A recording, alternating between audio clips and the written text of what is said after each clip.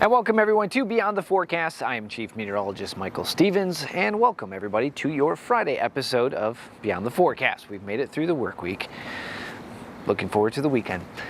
But today we're going to talk about a few things. First up is going to be meteorologist John Gross. He is going to take you into swimmer safety and also how to identify drowning. Something very important for summer month activities, as the lakes are now 60s, 70s, even 80s, even the big lakes. So things are getting to the point where you want to head out and enjoy the waters. We have a segment on that for you. And then I'll be talking to you about cloud seeding. Unfortunately, with the flooding in Texas, a lot of people in the conspiracy theory world are blaming cloud seeding. But when you tell them it's not cloud seeding, a lot of people don't understand or know what cloud seeding is. I will break that down for you, explaining what cloud seeding is, what states allow it, and how it helps, and not create things like this. So we'll have that, and then we'll have Viewer Question Friday at the end of the show. All right, let's talk about, first up, this day in weather history. I picked this day in weather history because I was like, whoa, that's really close to the past date when this happened before. So this day, July 11th, 1988, storms produced heavy rain in southern Texas, with totals ranging up to 13 inches near Medina.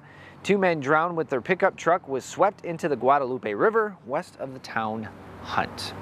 There's a reason this valley where all this flooding has happened is called Flash Flooding Valley. It is flooded there several times. And in fact, if you look at deaths created by flooding, a heat map that's actually been put out by the United States government, the biggest spot is right there at the Guadalupe River. So I'm not saying this is a normal, we should stand by and do nothing situation. I'm just saying eyes are open now, let's do something about it to help with the conditions. And let's also get misinformation out there and show you why this happens. So that was this day in weather history. All right, yesterday, true or false, Earth gets colder than Mars. That's false. Mars has less of an atmosphere, so it is allowed to cool off more. So we've told you before in the past about radiational cooling. So right, the sun heats and then the warmth gets trapped by the atmosphere, allowing for our temperatures to be pretty regulated. On Mars, sun goes in and heats, but then at night, a lot more of that heat is allowed to escape. It's not blocked by the atmosphere or the greenhouse effect. Doesn't happen as much on Mars. So Mars is colder.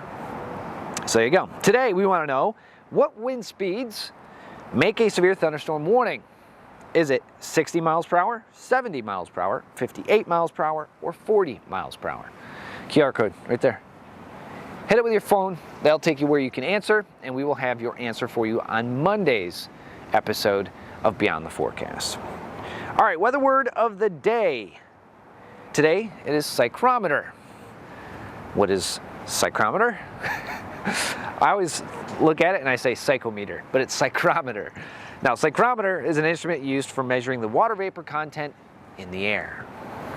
Psychrometer. There's a lot of crazy meters in the weather industry. So today's is psychrometer. There you go. Now, viewer photo of the day.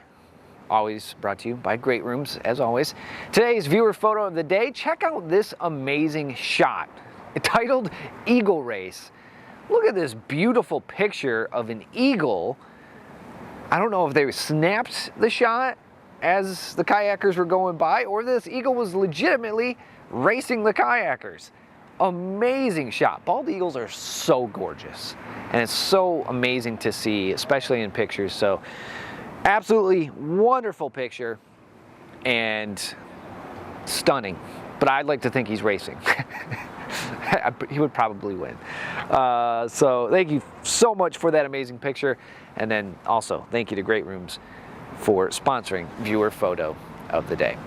All right, coming up next, we send it over to meteorologist John Gross, who's talking about swimmer safety, but also signs of drowning. So if you go out to the lake and you're enjoying, but you see something that might not be right, the things to keep in mind when you're out there and things to be aware of around you. We'll have that coming up right after the break. Hey there, everybody. Meteorologist John Gross. Welcome back to Beyond the Forecast. Today, we're going to continue to talk about summer topics, especially when it is a beach day, a lake day. Maybe you might be out at the water doing some swimming, or you could just be doing some paddleboarding, kayaking, boating, jet skiing, whatever your favorite recreational vehicle might be out on the water. And at some point during the beach day or the lake day, you might find yourself physically in the water, and sometimes things don't always go according to plan. And you can find yourself in a situation where you can be what we call drowning. You've heard of the term before. It's something that we don't like to talk about, but it does unfortunately happen.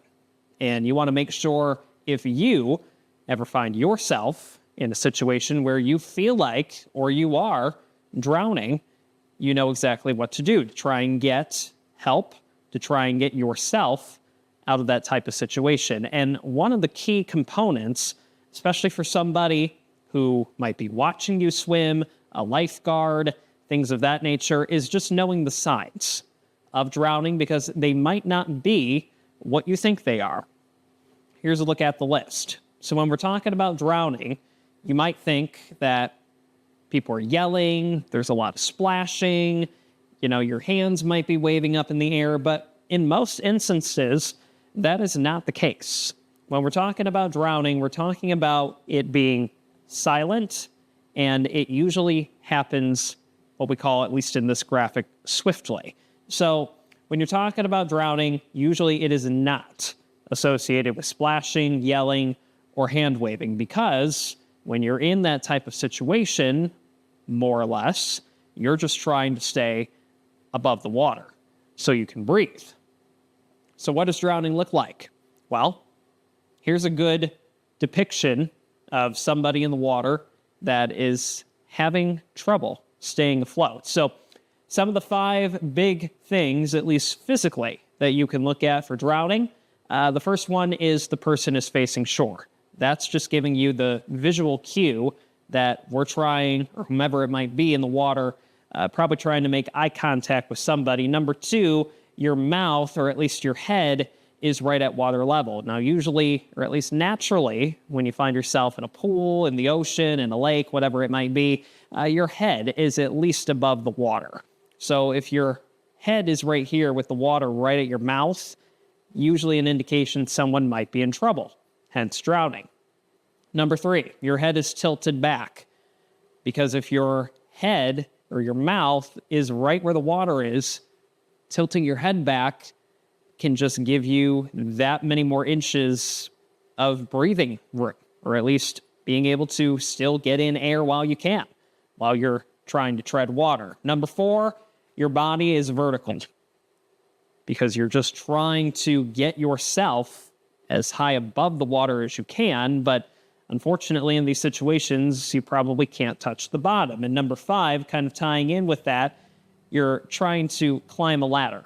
So you're trying to get to literal higher ground, but you can't. You're trying to find it, but it doesn't exist. So those are the 5 main, at least physical, signs that someone might be drowning. But when we're talking about drowning, you want to just try to prevent it, obviously. We want everyone to have a great, safe lake day, beach day, going out on the water, doing some swimming, whatever it might be. We've said this time and time again, and it's true to this day. Wear your life jacket. That can help prevent you from drowning to upwards 99%.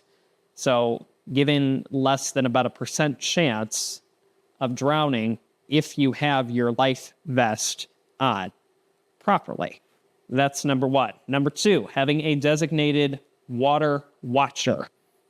What do we mean by that? Just somebody watching you in the water.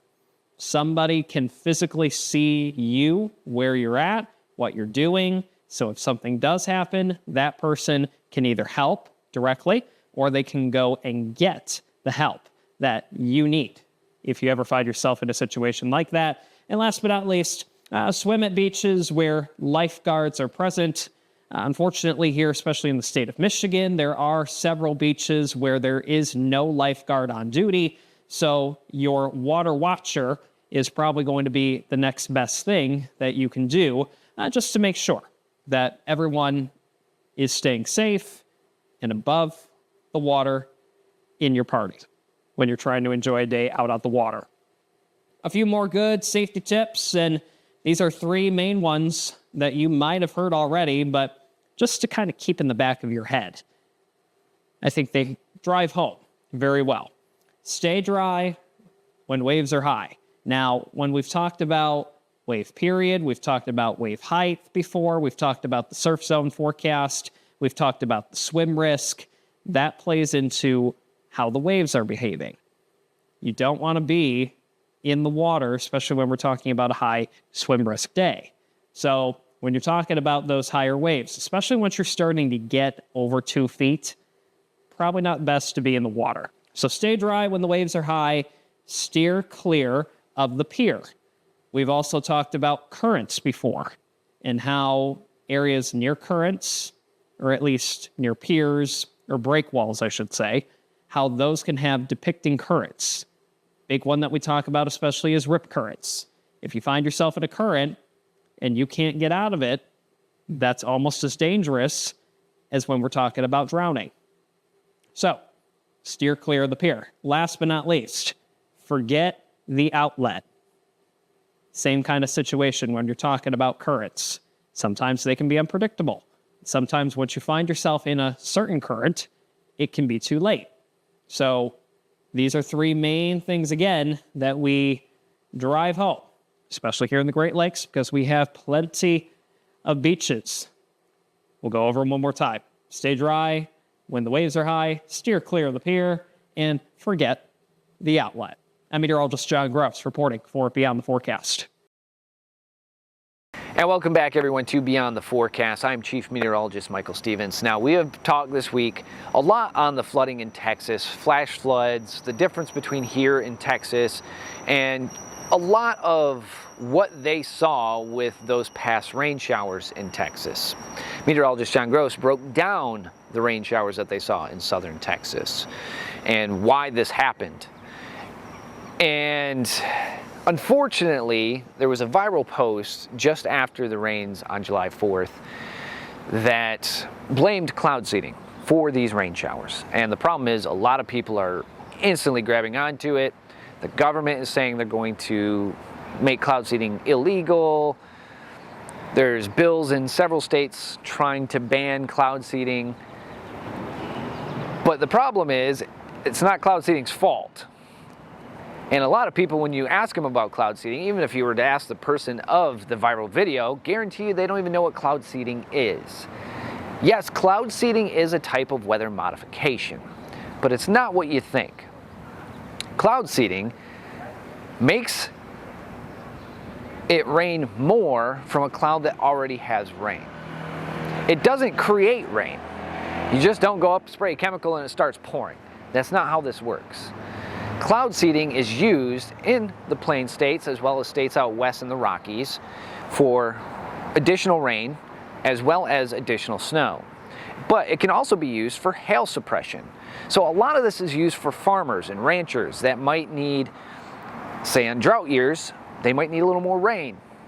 Well, if you have a little cloud, go in there, seed it, it gives you possibly 10 to 40% more rain.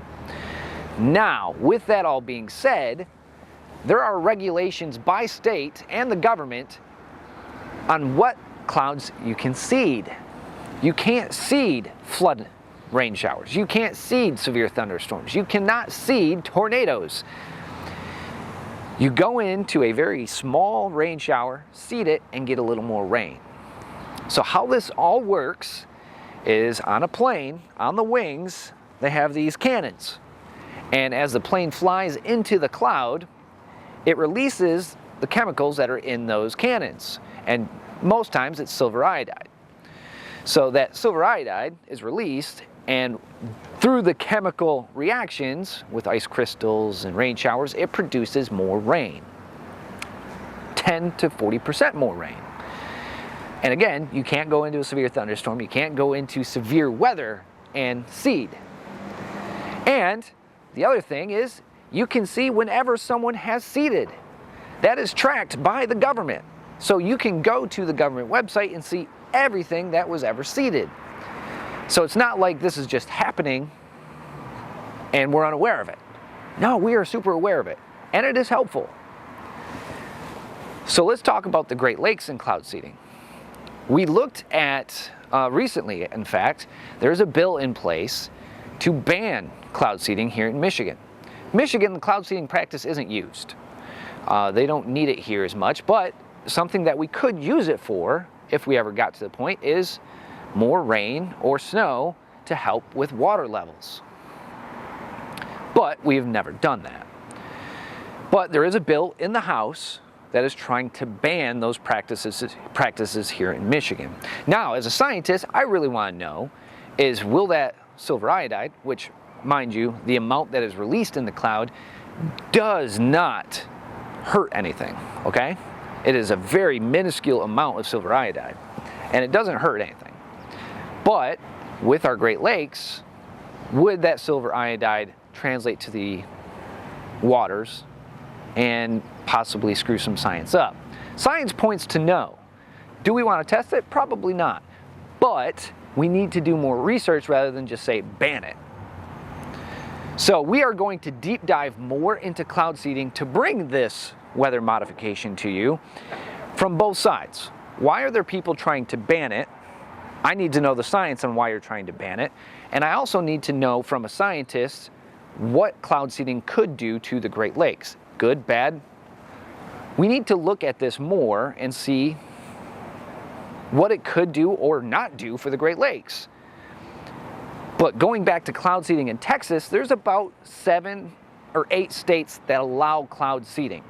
Texas, North Dakota, a lot of the plain states. And then when you head out west of the Rockies, they do it for snowfall.